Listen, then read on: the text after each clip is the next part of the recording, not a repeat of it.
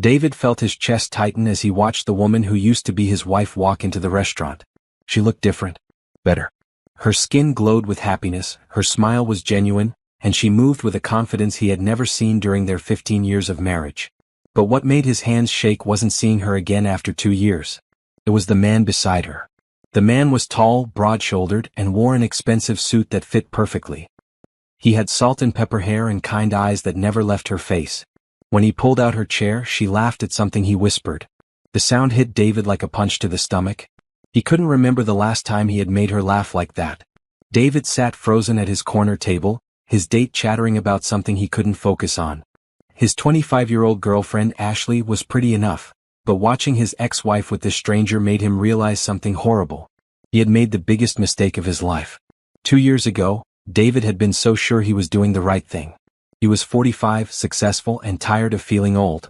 His wife of 15 years had gained weight after their kids grew up. She spent her evenings reading books instead of going out. She preferred quiet dinners at home to fancy restaurants. She was boring, he told himself. He deserved better. So when Ashley started flirting with him at work, he felt alive again. She was young, exciting, and made him feel important. The affair lasted 6 months before he finally asked for a divorce. His wife had cried, but she didn't fight him. She signed the papers and moved out of their house without taking much. He thought she would fall apart without him. He was wrong. Now, watching her across the restaurant, David saw a woman who had rebuilt herself into something stronger. She wore a simple black dress that hugged her curves perfectly. Her hair was styled in a way that made her look younger. She carried herself like she owned the world. The man with her looked familiar, but David couldn't place him.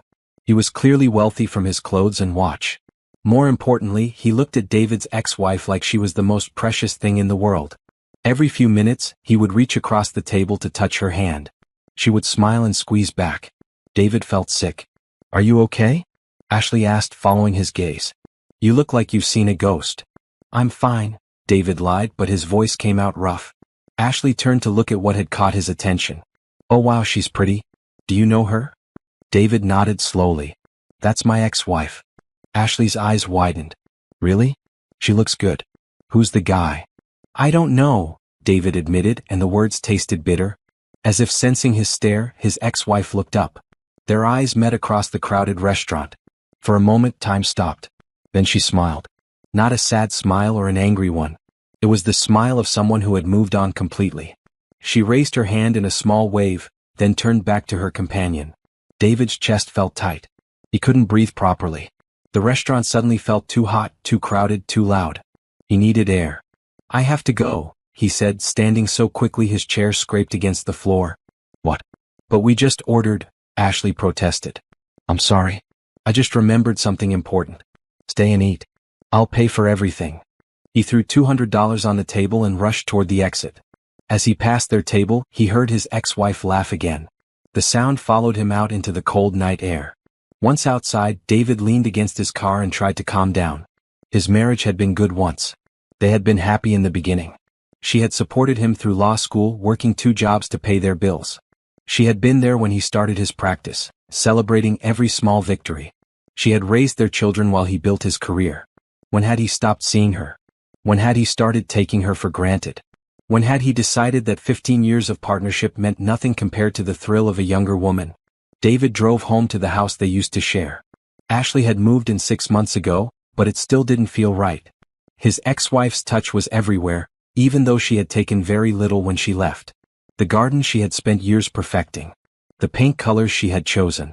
The way she had arranged the furniture to catch the morning light. Ashley was already asleep when he got home, her makeup smeared on his pillow. David sat in his study and poured himself a drink. Then another. And another. He pulled out his phone and scrolled through old photos. Pictures of family vacations, birthday parties, quiet moments at home. In every single photo, his ex-wife was smiling at him like he was her whole world. When had he stopped appreciating that look? The alcohol made everything worse. His chest ached with regret. His hands shook as he realized what he had lost. Not just a wife but his best friend. The mother of his children. The woman who had known him better than anyone else in the world. By the time he fell asleep in his chair, David had made a decision. He was going to win her back. He had to. Whatever it took, however long it took, he would prove to her that leaving her had been the biggest mistake of his life. He just had no idea how impossible that was going to be. David woke up with a headache and a phone full of missed calls from Ashley. The sunlight streaming through his study window felt like knives in his skull. He stumbled to the kitchen for coffee and found a note on the counter. Went to my sister's. Call me when you're ready to explain last night. He crumpled the note and threw it away. Ashley was the least of his problems right now. He needed to find out about the man he had seen with his ex-wife. More importantly, he needed to figure out how to approach her. David showered and dressed carefully, choosing a suit she had always complimented. He drove to the coffee shop where she used to go every Saturday morning, hoping she still kept the same routine. His luck held. She was there, sitting by the window with a book and a large coffee. She looked up when he approached her table. Hello, David. Can I sit? She gestured to the empty chair across from her. Of course. Up close, the changes in her were even more obvious. She had lost weight, but in a healthy way. Her skin was clear and bright. She wore simple clothes that somehow looked more expensive than his designer suit. Most importantly, she seemed calm. Peaceful in a way she never had during their marriage. You look good, he said carefully. Thank you. So do you. They sat in awkward silence for a moment. David had practiced this conversation in his head, but now he couldn't remember what he wanted to say. I saw you last night, he finally admitted. At Romano's. I know. You looked shocked. I am. I didn't expect. He trailed off, not sure how to finish. You didn't expect me to move on? The directness of her question caught him off guard. I guess not. Not so completely. She closed her book and leaned back in her chair. David, we've been divorced for 2 years. What did you think would happen? I thought you'd be angry. Or sad. Or trying to get back at me. She smiled, and it wasn't mean or bitter. It was almost pitying. I was angry. And sad. For about 6 months. Then I realized something. You did me a favor. David felt like she had slapped him. A favor? You freed me from a marriage that wasn't working. For either of us. Our marriage was fine, he protested. No, it wasn't. We both know that. We were living like roommates for the last few years. Going through the motions. I was miserable and so were you. The difference is I was willing to keep pretending. You weren't. David stared at her. This wasn't the woman he remembered. His ex-wife had been quiet, agreeable, always trying to keep peace. This woman was confident and direct. I loved you, he said quietly. I know. And I loved you. But love isn't always enough, is it? It could be. We could try again. I made a mistake. A huge mistake. I know that now. She sighed and picked up her coffee. David, I'm happy now. Really happy. For the first time in years. With him? The man from last night? Yes. Who is he? She hesitated, then seemed to make a decision. His name is Robert. He's a doctor. A good man. How long have you been seeing him? 8 months. David felt jealous burn in his chest. Is it serious? She looked him straight in the eye. Very serious. Are you sleeping with him? The question came out harsher than he intended. She flinched slightly, then her expression hardened. That's not your business anymore. You're still my children's mother. It's partly my business. The kids are adults, David. And they like Robert very much. He treats them with respect. He treats me with respect. The implication hung in the air between them. David had not always been respectful, especially toward the end of their marriage. He had been dismissive, critical, always finding fault. I can change, he said desperately.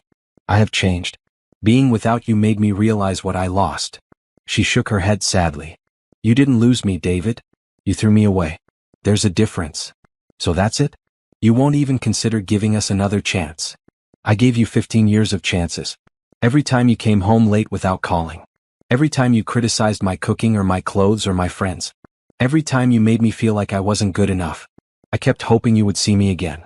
Really see me. David felt ashamed. She was right and they both knew it. I see you now, he whispered. Yes, you do. But only because someone else does too. Only because you realized other men might want what you threw away. She stood up and gathered her things. I have to go. Robert is taking me shopping for a dress. We're going to a charity gala next weekend. Wait, David said, standing too. Can we talk again? Please? She paused at the door. David, I don't hate you. You're the father of my children, and we have grandchildren to consider. We can be civil. We can even be friendly. But we can't be married.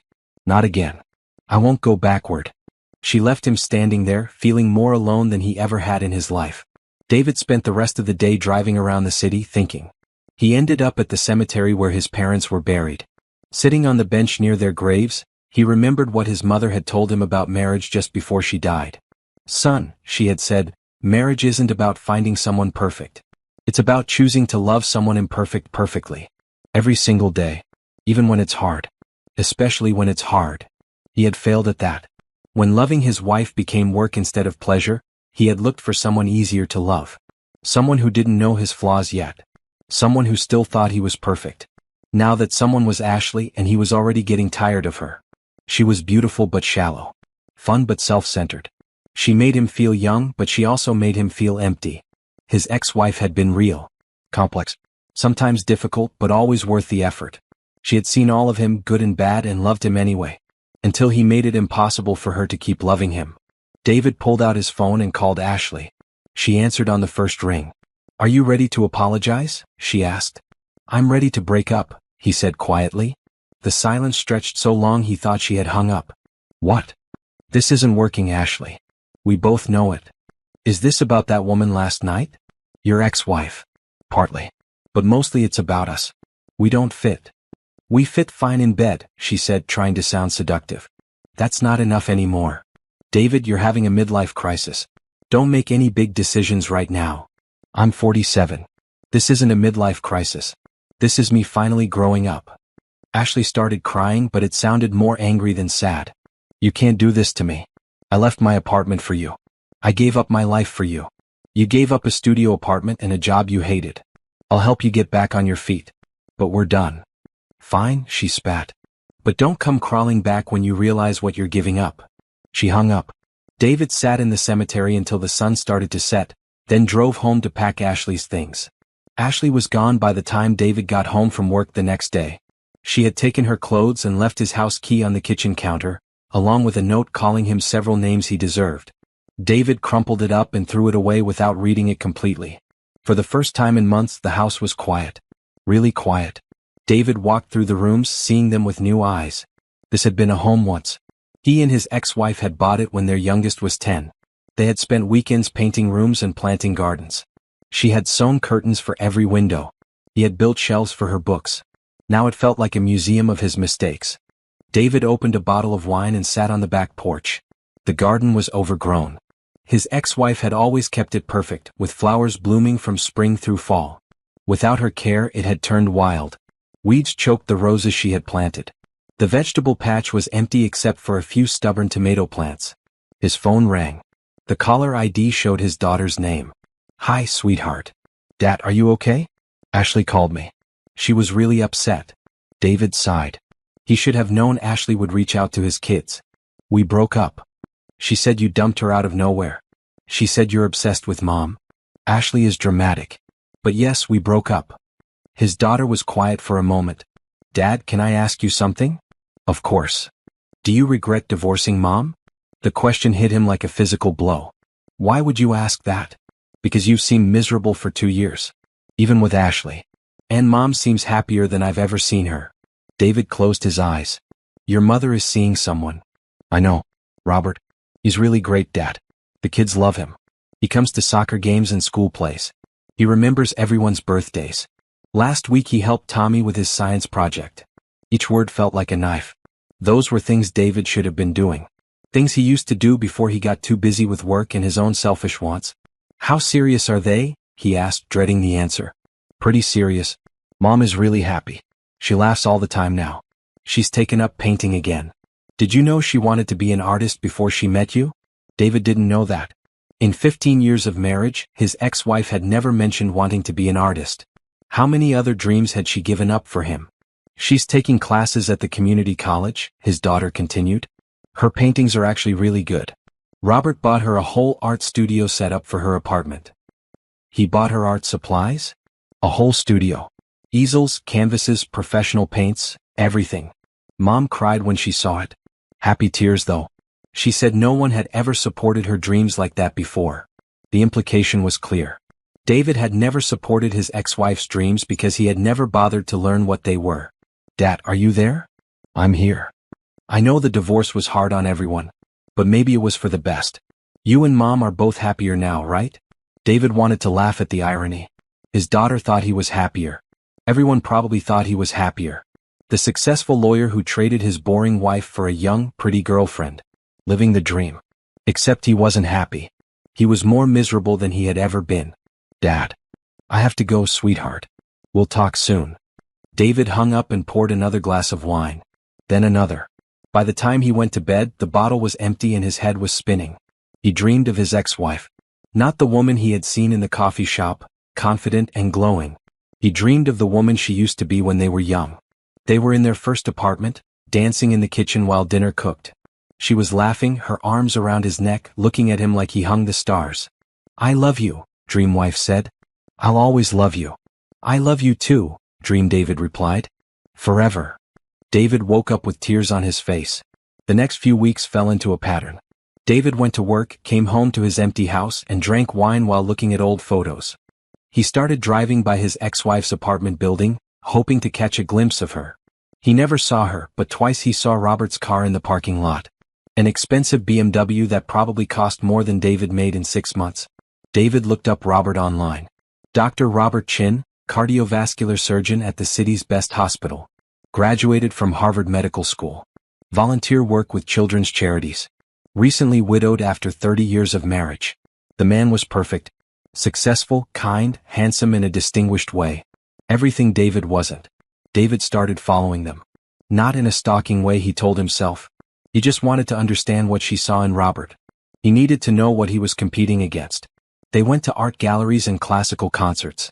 Things his ex-wife had always wanted to do but David had found boring. They held hands while walking through the park. They fed ducks by the pond. They looked like teenagers in love. The worst part was watching how Robert treated her. He opened every door. He helped her with her coat. He listened when she talked, really listened, like her words were the most important thing in the world. When she pointed out flowers or birds or interesting architecture, he looked where she pointed and asked questions. David had stopped doing those things years ago. He couldn't remember when, but somewhere along the way, he had stopped seeing his wife as a person worth impressing. One evening, David followed them to a bookstore. Through the window, he watched Robert buy her a stack of art books. She hugged him right there in the store, standing on her toes to kiss his cheek. Robert's face lit up like Christmas morning. David remembered when his ex-wife used to hug him like that. When she used to look at him with that same adoration. He had thrown it all away for what? A few months of feeling young again?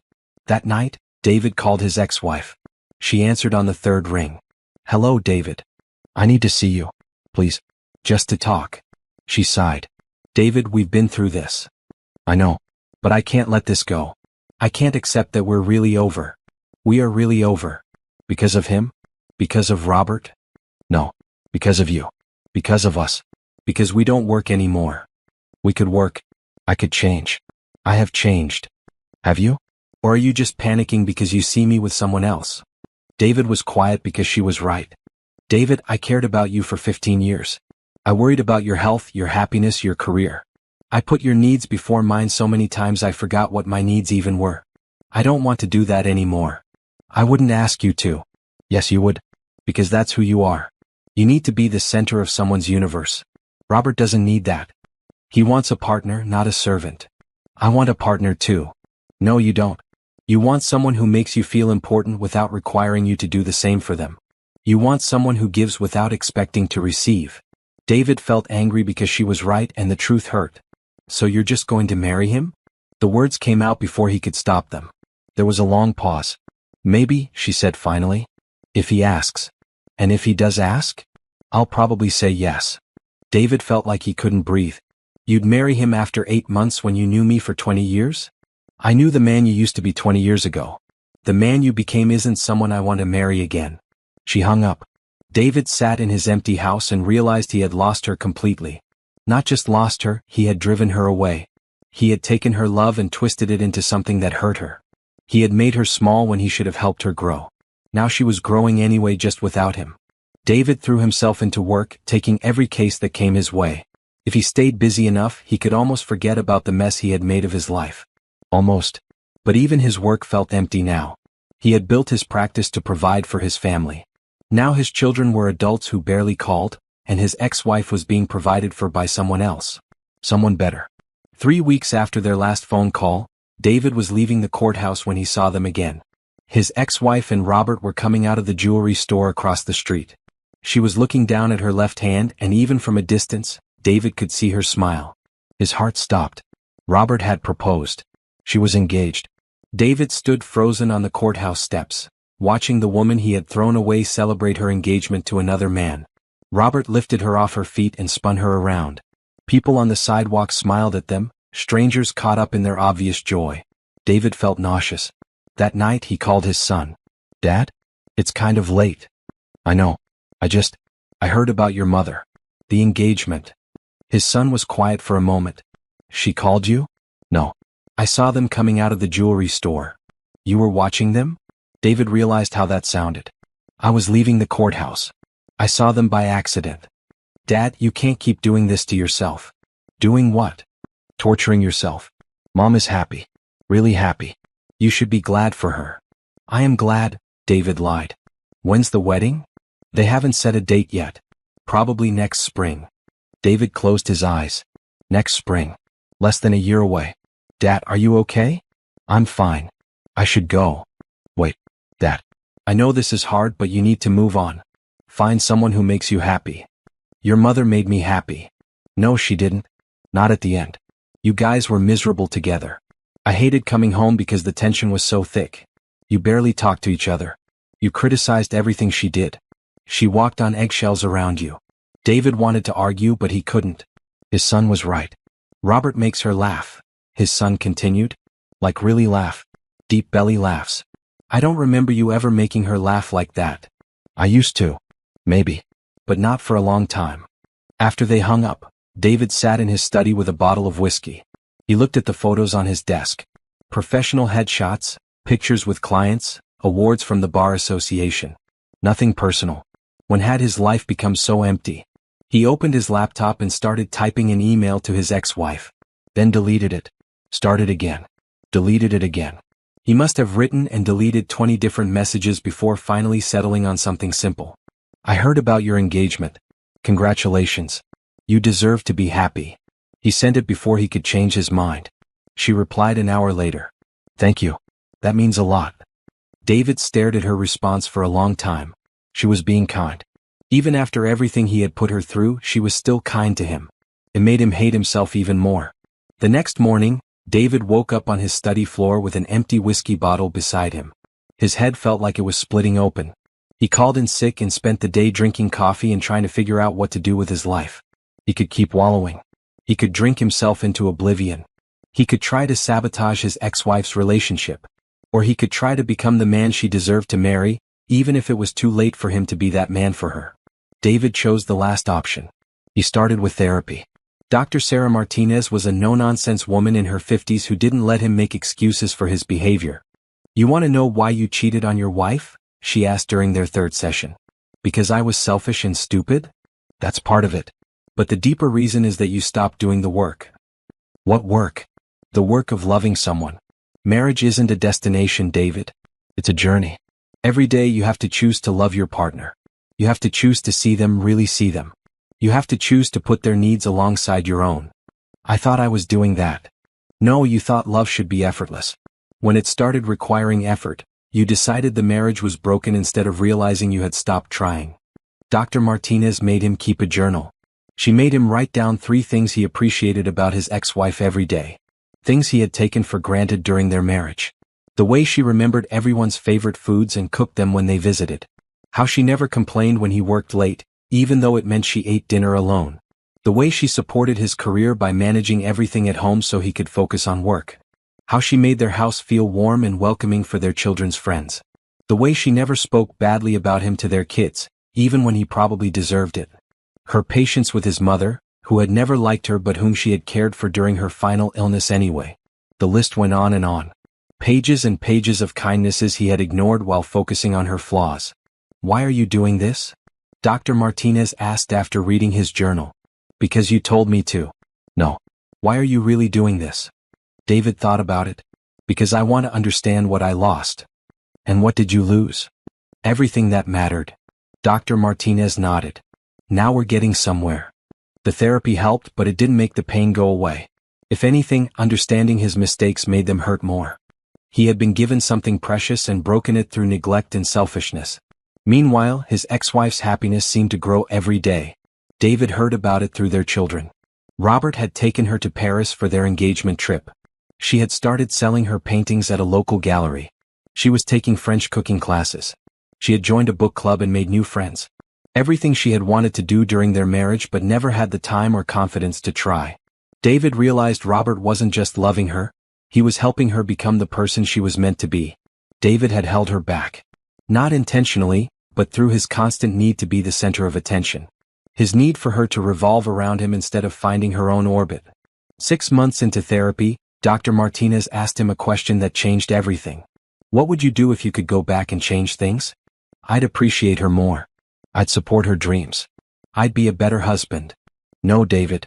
If you could go back, what would you do? David thought harder. I'd let her go sooner. Why? Because she deserves better than what I gave her. She deserves someone who sees her worth from the beginning. Someone who doesn't have to lose her to realize what he had. Dr. Martinez smiled.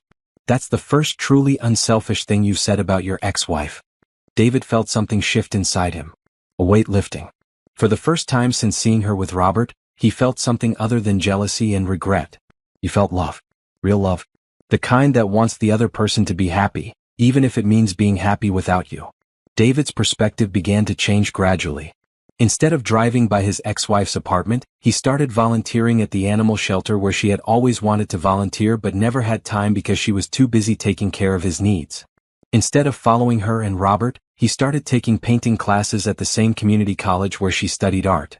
Not to run into her, but to understand what brought her joy. Instead of wallowing in self-pity, he started working on becoming someone worth knowing. The changes weren't dramatic or sudden. David was still sad. He still missed what he had lost. But slowly, the sharp edge of his pain began to soften into something more manageable. His therapist helped him understand that he needed to grieve his marriage properly. He had never really processed the end of it because he had immediately jumped into a relationship with Ashley. Now he had to feel all the emotions he had been avoiding. It's okay to be sad, Dr. Martinez told him. You lost something important. But you also need to take responsibility for why you lost it. David wrote letters to his ex-wife that he never sent. Letters apologizing for his selfishness. Letters thanking her for the years of love she had given him. Letters wishing her happiness with Robert. Writing the letters helped him realize something important. He didn't just want her back because he was lonely or because another man had her. He wanted her back because he finally understood what he had lost. But understanding what he had lost also meant understanding why he didn't deserve to get it back. David started making other changes too. He reached out to his children more often, but not to talk about their mother. He asked about their lives, their jobs, their dreams. He learned things about them he had never known because he had been too focused on himself to really listen. His daughter was thinking about going back to school for her master's degree. His son was considering starting his own business but was afraid to take the risk. David offered support and encouragement instead of just advice. He learned to listen more and talk less. Dad, you seem different, his daughter said during one of their weekly phone calls. Different how? I don't know. Calmer maybe? Less intense. David smiled. I'm working on some things. Good for you. It's nice to talk to you without feeling like I'm being interrogated about Mom. David winced. He hadn't realized he had been so obvious. I'm sorry about that. Your mother's happiness isn't your responsibility to report on. It's okay. I get it. Change is hard. A few weeks later, David ran into Robert at the grocery store. David's first instinct was to avoid him, but something made him approach instead. Robert. The older man turned, and David saw a flicker of wariness in his eyes. David. Hello. I wanted to thank you, David said. Robert looked surprised. Thank me? For making her happy. She deserves that. Robert studied David's face carefully. She does. I also wanted to apologize. If I've made things awkward or uncomfortable for either of you. I know I haven't handled the divorce well. Divorce is never easy, Robert said diplomatically. No, but I made it harder than it needed to be. For everyone. They stood in awkward silence for a moment. Then Robert surprised David by speaking first. She speaks well of you, you know. When she talks about the children or your life together. She doesn't hold grudges. She should. I gave her plenty of reasons to. Robert nodded slowly. We all make mistakes. The measure of a man is what he does after he recognizes them. What would you do? David asked suddenly. If you were me? Robert considered the question seriously. I'd focus on being the best father and grandfather I could be. I'd find ways to contribute to the world that didn't depend on anyone else's approval. And I'd forgive myself eventually because carrying guilt forever helps no one. David felt tears prick his eyes. You're a good man. I try to be. So do you, I think. They shook hands before parting ways. David went home feeling lighter than he had in months. That night he called his ex-wife. David? Is everything okay? I'm fine. I just wanted to tell you something. Okay. I met Robert today. At the store. She was quiet, probably wondering if there had been a confrontation. He's a good man, David continued. You chose well. David. I mean it. I can see why you love him. He makes you better. That's what love should do. She was quiet for a long moment. Thank you for saying that. I also wanted to apologize. Really apologize. Not for the divorce, we both know that needed to happen. But for how I treated you before it. For making you feel small. For taking your love for granted. For not seeing what an amazing woman I married. He heard her sniffle and realized she was crying. You don't have to say anything, he continued. I just needed you to know that I understand now. What I lost. What I threw away. And I'm sorry it took losing you for me to see it. David, she said softly, that means more to me than you know. I want you to be happy. Really happy. And I can see that you are. I am. Good. You deserve it. You deserved it all along.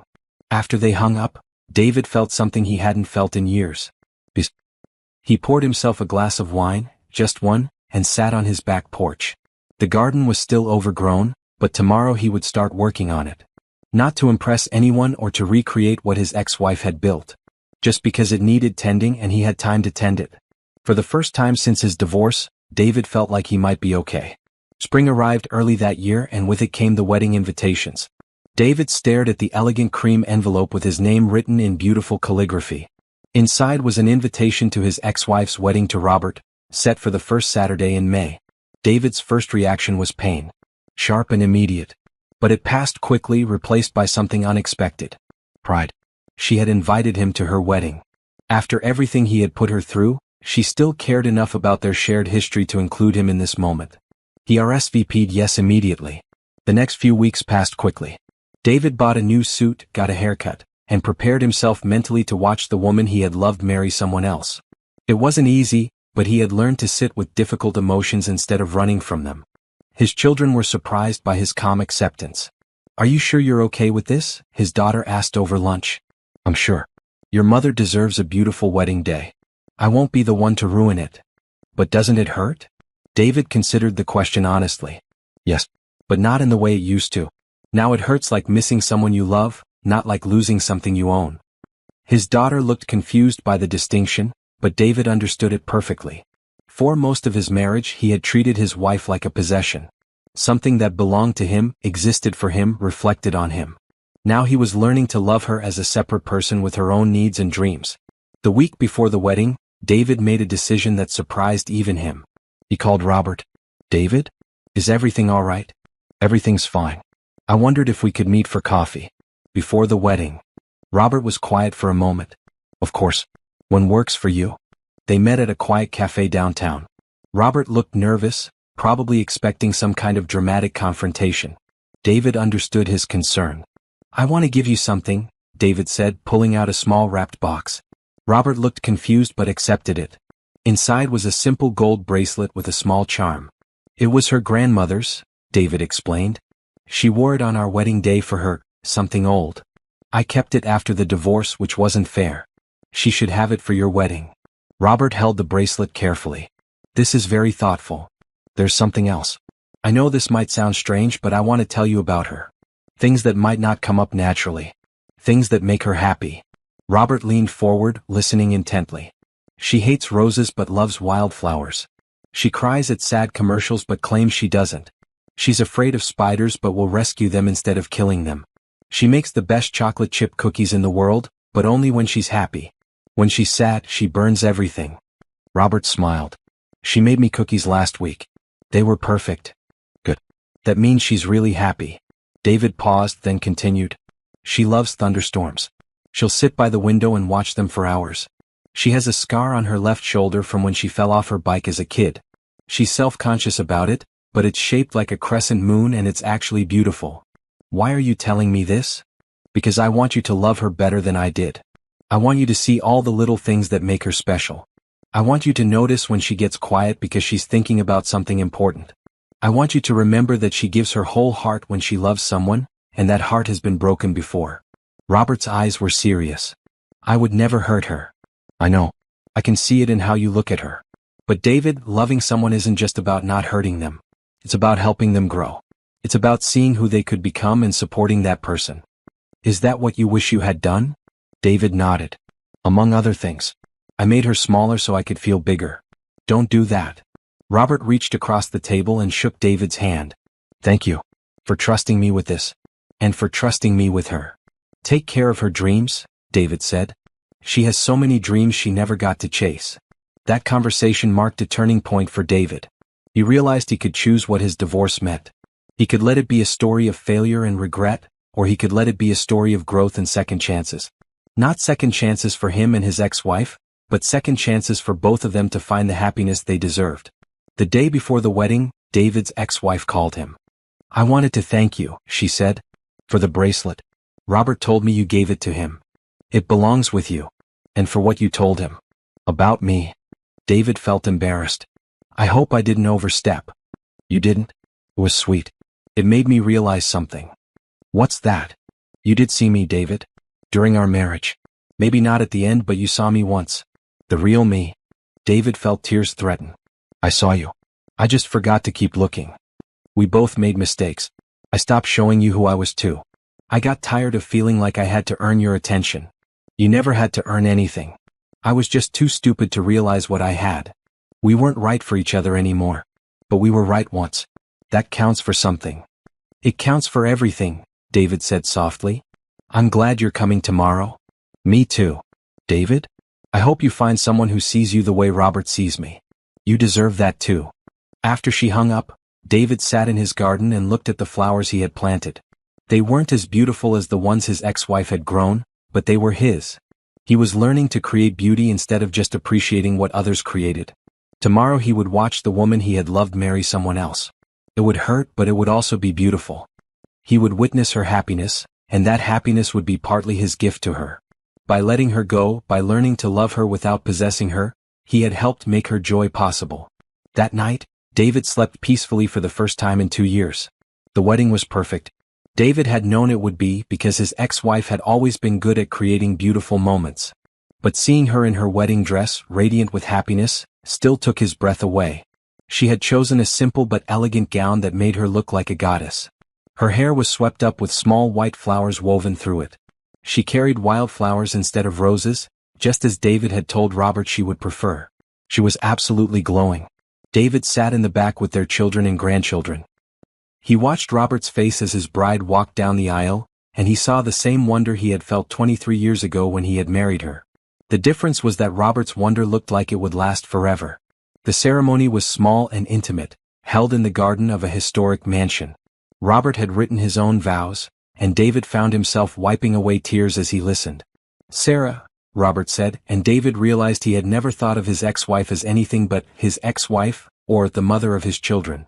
She had a name. She was a whole person separate from her relationship to him. You came into my life when I thought love was behind me. You taught me that it's never too late for a new beginning. You taught me that love isn't about finding someone perfect, but about seeing someone clearly and choosing to love everything you see. David felt those words hit him like a physical blow. That was exactly what he had failed to do. Robert continued, I promise to support your dreams, even the ones you haven't told me about yet. I promise to see you, really see you, every day for the rest of our lives. I promise to love not just who you are, but who you're becoming. When it was Sarah's turn, she spoke directly from her heart without notes. Robert, you gave me back myself. You helped me remember that I was more than just a wife and mother. I was an artist, a dreamer, a woman with my own hopes and fears. You loved all of those parts of me, even the ones I had forgotten existed. David closed his eyes, remembering how he had slowly stripped away those parts of her, making her world smaller and smaller until it revolved entirely around him and their children. I promise to keep growing with you instead of just growing old. I promise to choose love every day even when it's hard. Especially when it's hard. When they kissed as husband and wife, David felt something unexpected. Relief. She was safe now. She was cherished. She would never again have to wonder if she was enough because Robert clearly thought she was everything. At the reception, David stayed for the dinner but planned to leave before the dancing started. He didn't trust himself to watch them dance together. But as he was preparing to go, Sarah approached his table. You're leaving already? I thought it would be best. Dance with me first? David stared at her. Sarah, I don't think that's appropriate. One dance. For old time's sake. To say goodbye properly. David looked around and saw Robert watching them. The older man nodded encouragingly. Whatever conversation Robert and Sarah had had about this moment, he was okay with it. David took her hand and led her to the dance floor. The band was playing something slow and romantic. They moved together easily, muscle memory from 20 years of dancing at other people's weddings. You look beautiful, David said softly. Thank you. You look good too. Different. Peaceful. I feel different. I'm glad. They danced in comfortable silence for a moment. Then Sarah spoke again. I forgive you, for everything. I want you to forgive yourself too. David felt tears burn his eyes. I don't know if I can. You have to. Carrying that guilt won't change anything. It won't bring us back together and it won't make you a better person. Only forgiving yourself can do that. How can you be so kind to me after everything I put you through? Sarah smiled, and it was the same gentle smile she had given him for 15 years of marriage. Because once upon a time, you were the love of my life. That has to count for something. The song ended and David stepped back. Sarah reached up and kissed his cheek softly. Be happy, David. Find someone who makes you want to be your best self. You deserve that. So do you? And you found it. Sarah glanced over at Robert, who was watching them with patient understanding. Yes, I did. David left the reception with a heart that was both broken and healed. Broken because he was saying goodbye to a dream that could never be reality. Healed because he finally understood what love really meant. Driving home, David thought about what Sarah had said about forgiveness. She was right. He needed to forgive himself not because he deserved it, but because holding on to guilt was just another form of selfishness.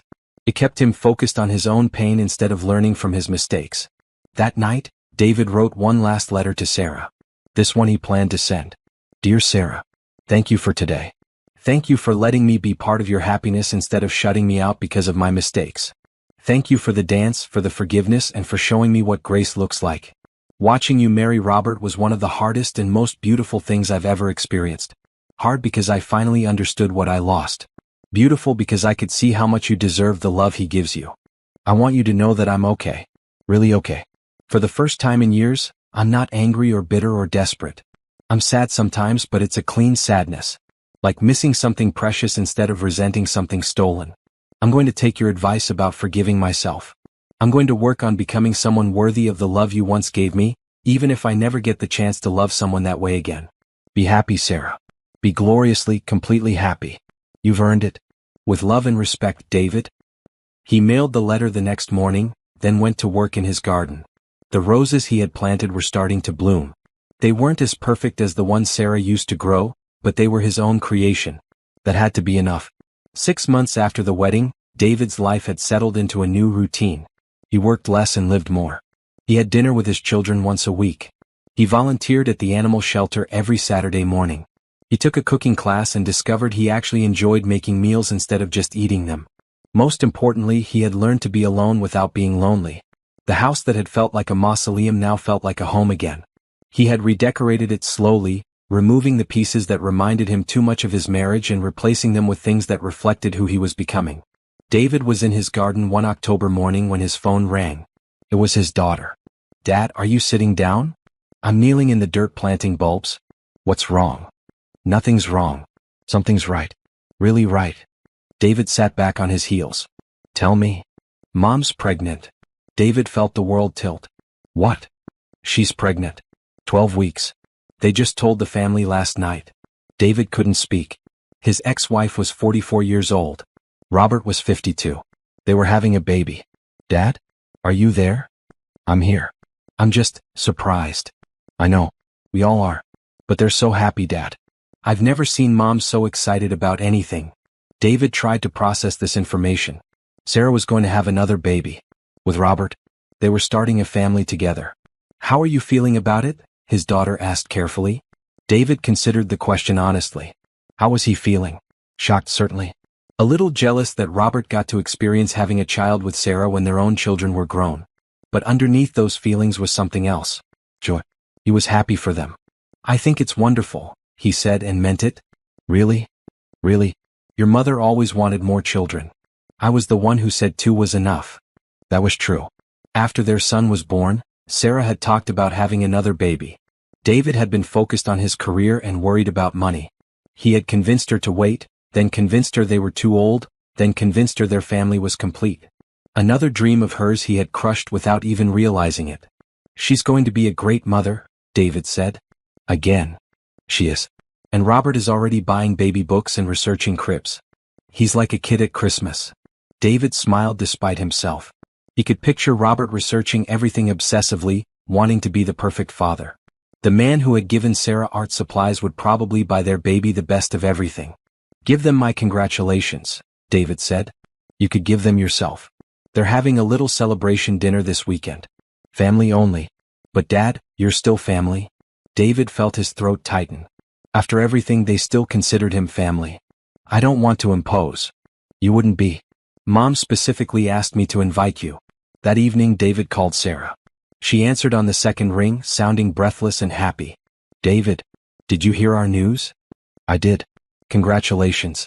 I'm so happy for you both. Thank you. I know it must be strange for you. It's not strange. It's wonderful. You always wanted another baby. Sarah was quiet for a moment. You remember that? I remember a lot of things I wish I had paid attention to at the time. This wasn't planned, you know. We thought we were too old. But apparently life had other ideas. David could hear the joy in her voice. The wonder. He remembered that feeling from when she was pregnant with their children. The excitement and terror and overwhelming love. How are you feeling? Tired, nauseous, terrified, ecstatic. All at the same time. David laughed. That sounds about right. Will you come to dinner on Saturday? I know it might be awkward, but the kids really want you there. And so do I. Are you sure? I'm sure. You're part of our family's story, David. The good parts and the bad parts. This baby will have older siblings who are your children too. It all connects. Saturday night, David stood outside Robert and Sarah's house holding a gift bag and trying to calm his nerves. Through the window, he could see his children and grandchildren laughing around the dinner table. Sarah was glowing, her hand resting protectively on her small bump. Robert had his arm around her chair, looking proud and amazed. David knocked and Robert opened the door. David, come in, come in. The house was warm and welcoming, filled with the smell of Sarah's cooking and the sound of family laughter. David was struck by how different this felt from the stilted dinners at the end of his marriage, when conversation had been forced and tension filled every silence. Uncle David, his grandson ran up to hug him. Did you hear? Aunt Sarah is having a baby. David smiled at the title. Somewhere along the way, his children had started referring to Sarah and Robert as aunt and uncle to their kids. It created a family structure that included everyone without awkwardness. I heard. Are you excited to have another cousin? Yeah. I hope it's a boy so I can teach him about baseball. Throughout dinner, David watched Sarah and Robert together. They were affectionate but not overly so, considering the company. Robert made sure Sarah ate enough and didn't overdo it. Sarah glowed with contentment, laughing easily and often. This was what happiness looked like. This was what David had never been able to give her, despite 15 years of trying. After dinner, while the others were in the living room, David found himself alone in the kitchen with Sarah. She was putting dishes in the dishwasher, moving carefully. Let me help with that, he said. I've got it. But thank you. They worked in comfortable silence for a few minutes. Then Sarah spoke. I was worried about how you'd react to the news. Why? I don't know. I guess I thought it might be hard for you. Another person loving Robert's baby. Another step away from our old life. David considered this. It is another step away. But that's not a bad thing anymore. I'm not trying to get back to our old life. I'm trying to build a new one. And how's that going? Better than I expected. I'm learning to be happy alone. Really happy, not just pretending. Sarah smiled. Good. You deserve happiness too. Can I ask you something? Of course. Are you scared? Having a baby at 44? Sarah's hand went to her stomach. Terrified. But also excited. I thought this chance was gone forever. When the doctor told us, I cried for an hour. Happy tears? The happiest. Robert cried too.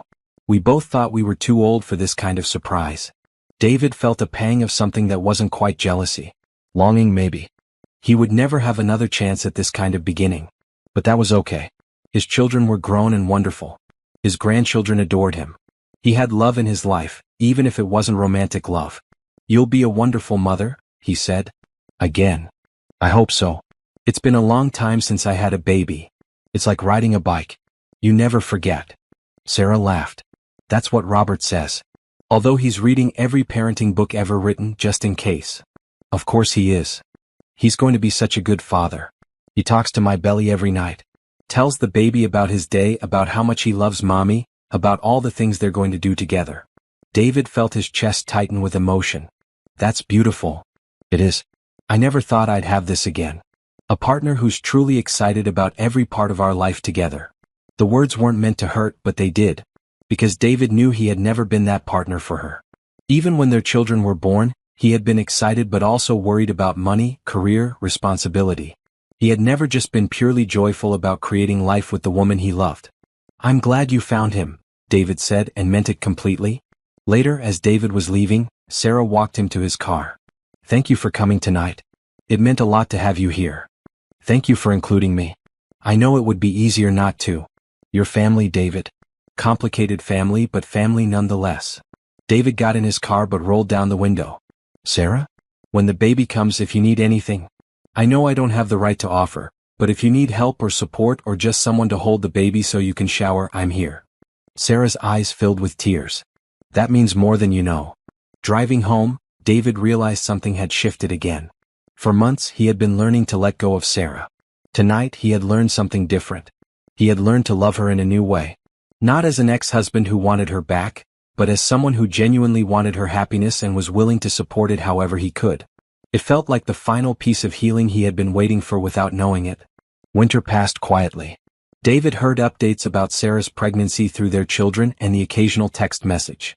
She was doing well though tired. Robert was taking excellent care of her. They had decided not to find out the baby's gender, wanting to be surprised. David found himself thinking about the baby more than he expected. Not with jealousy, but with genuine anticipation. This child would be his children's half-sibling. His grandchildren's aunt or uncle. Part of the extended family that his divorce had created but not destroyed. In February, David did something that surprised everyone, including himself. He started dating. Her name was Linda, and she was a veterinarian at the animal shelter where he volunteered. She was 51, divorced for 3 years, with grown children of her own. She was kind but not needy, intelligent but not intimidating, attractive but not in a way that made him feel like he was trying to recapture his youth. Most importantly, she made him laugh. Their first date was coffee after a volunteer shift. It was easy and comfortable, with none of the desperation that had marked his relationship with Ashley. David found himself genuinely interested in Linda's stories about her work, her kids, her struggles after her own divorce. Why did your marriage end? She asked over their second cup of coffee. David had practiced this answer with his therapist. We grew apart. I got selfish and stopped putting in effort. She deserved better than what I was giving her. That's very honest. I learned the hard way that honesty is important. Are you over her? Your ex-wife. David considered the question carefully. I'll always love her. She's the mother of my children, and we shared 15 good years before the bad ones. But I'm not in love with her anymore. There's a difference. Linda nodded. I understand that. I feel the same way about my ex-husband. They talked for 3 hours that first day. When David walked Linda to her car, she turned to him with a smile. This was nice. I'd like to do it again. So would I. Their relationship developed slowly, without drama or complications. Linda had her own life, her own interests, her own friends. She didn't expect David to be her whole world, and she wasn't trying to be his. They complemented each other instead of consuming each other. David told Linda about Sarah's pregnancy on their 4th date. How do you feel about that? Linda asked. Happy for them. It's what she always wanted. But not weird for you? A little weird, David admitted. But not in a bad way. More like, it's proof that life keeps moving forward. That good things can happen even after bad things. Linda smiled. You're further along in your healing than most divorced men I've met. Therapy helps. So does accepting responsibility for your mistakes. Not everyone is capable of that. I had to be. I lost everything that mattered because I wasn't capable of it the first time around.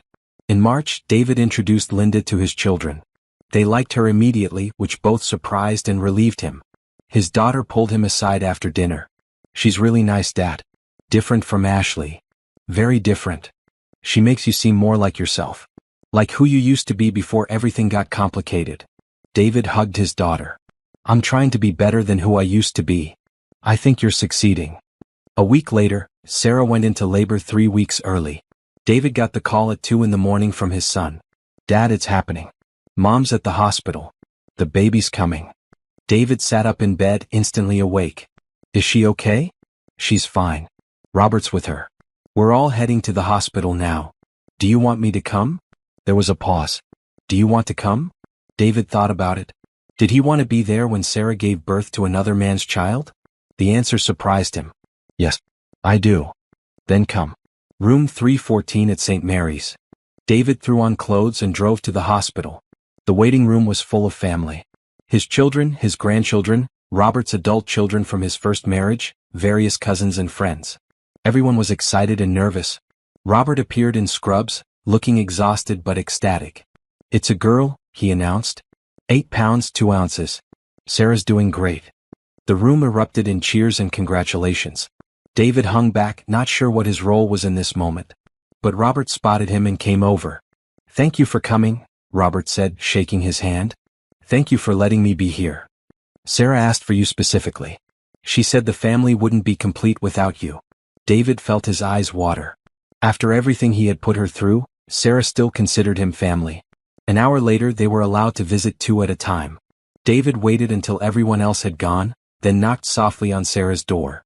Come in, she called. Sarah was sitting up in bed, glowing despite her exhaustion. In her arms was the tiniest, most perfect baby David had ever seen. Robert sat beside the bed, looking like he might burst with pride and joy. David, Sarah said softly. Meet Emma Rose. David approached the bed carefully. The baby was beautiful, with a cap of dark hair and perfect little features. She was sleeping peacefully in her mother's arms. She's gorgeous, David said and meant it.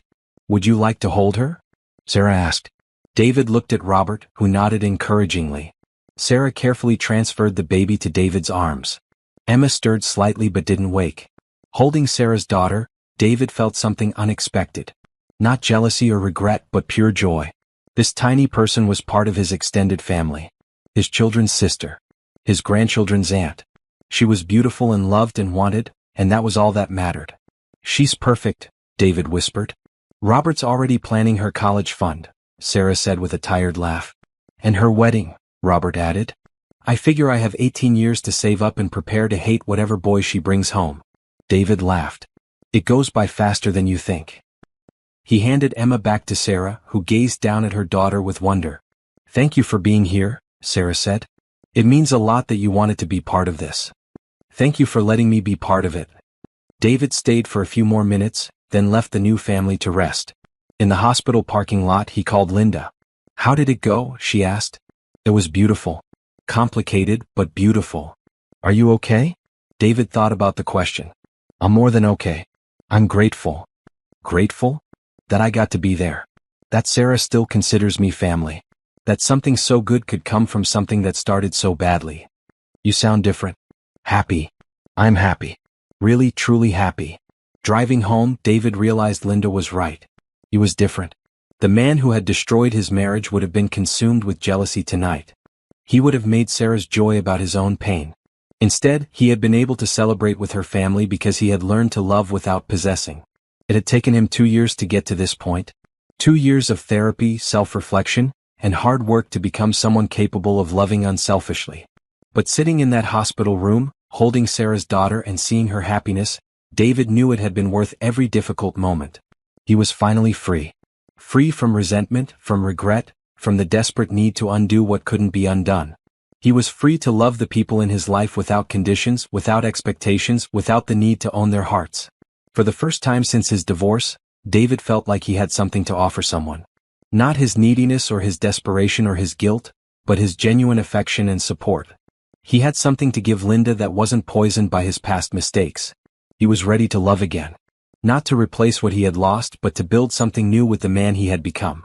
1 year later, David stood in his garden picking roses for Linda's birthday. The garden was thriving now, full of flowers he had chosen and planted himself. It was different from the garden Sarah had created, but it was beautiful in its own way. Linda was coming for dinner, and David had spent the afternoon cooking her favorite meal.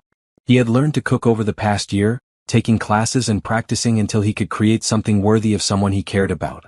It was a small thing, but it represented something larger: his willingness to put effort into making someone else happy. Their relationship had grown steadily over the past year. They had taken trips together, met each other's families, integrated their separate lives in healthy ways. David had learned to be a partner instead of the center of someone's universe. Linda had her own career, her own friends, her own interests, and David supported all of them without feeling threatened. Last month they had talked about moving in together. Not because they were desperate or lonely, but because they were ready to build something together. They were taking it slowly, making sure they were choosing each other for the right reasons. David's phone rang as he was arranging the roses in a vase. It was Sarah. "I hope I'm not bothering you," she said. "I know you have plans tonight." "You're never bothering me. What's up?" Emma said her first word yesterday. David smiled. Sarah called him every few weeks with updates about Emma's milestones. Not because she had to, but because she wanted to share them with someone who understood the joy of watching a child grow. What did she say? "Dada.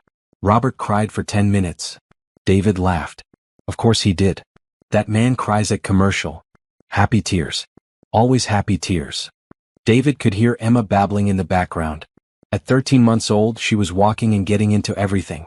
Sarah sent him pictures occasionally, and David kept them on his phone to show Linda and anyone else who would listen. "How are you doing?" Sarah asked. "Linda's birthday is today, right?" David was touched that she remembered. "Tonight's dinner is in an hour. I'm making her favorite chicken marsala. Look at you becoming a chef. Linda's worth the effort." "She is. I really like her, David. She's good for you." David and Linda had had dinner with Sarah and Robert several times over the past year. The four of them got along surprisingly well, perhaps because none of them were trying to compete or prove anything. They were just four adults who cared about each other's happiness. "She makes me want to be better," David said. "That's what love should do." After they hung up, David thought about how strange and wonderful his life had become. His ex-wife called to share good news. His children visited regularly and brought their kids to play in his garden. He had a girlfriend who made him laugh and challenged him to grow. He had built a life he was proud of from the ashes of his mistakes. It wasn't the life he had planned. It was better. Linda arrived right on time, carrying a bottle of wine and wearing the dress David had complimented the first time he saw her in it. "Happy birthday, beautiful," he said, kissing her cheek and handing her the roses. "These are gorgeous. From your garden? Picked this afternoon." Linda buried her face in the flowers. "They smell amazing. Thank you." Over dinner, they talked about Linda's work, a trip they were planning to visit her daughter in California, and David's latest volunteer project at the shelter. The conversation flowed easily, punctuated by laughter and comfortable silences. "I have something for you," David said after they finished eating. He pulled out a small wrapped box. Linda opened it carefully, revealing a simple silver necklace with a small pendant shaped like a paw print. "I know you're not much for fancy jewelry," David said, "but I thought this was perfect for you." Linda's eyes filled with tears as she examined the necklace. "It's beautiful. Help me put it on." David fastened the necklace around her neck, then kissed the spot where the clasp rested. "Perfect. I have something for you too," Linda said, reaching into her purse.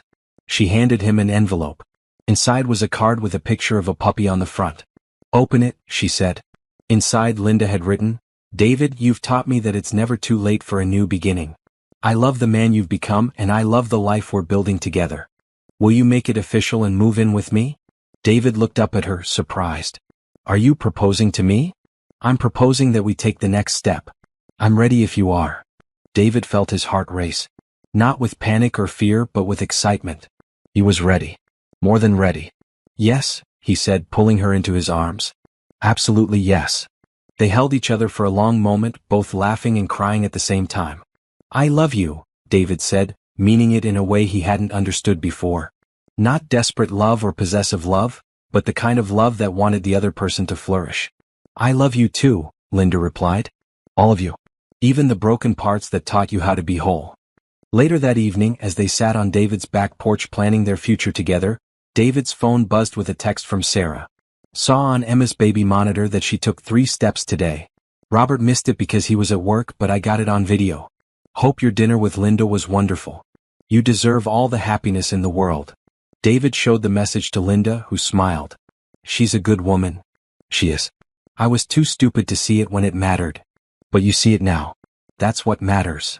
David looked around his garden, at the house he had made into a home, at the woman beside him who loved him not despite his flaws but because he had learned from them. His life looked nothing like what he had imagined it would be 3 years ago, and he was grateful for that.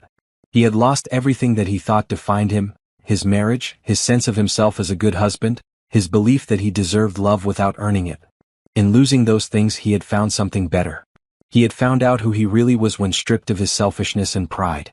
The man he had become was someone worth loving. Someone capable of loving others well. Someone who could watch his ex-wife's happiness without resentment, support his children without expecting praise, and love a new woman without trying to possess her. David's phone rang.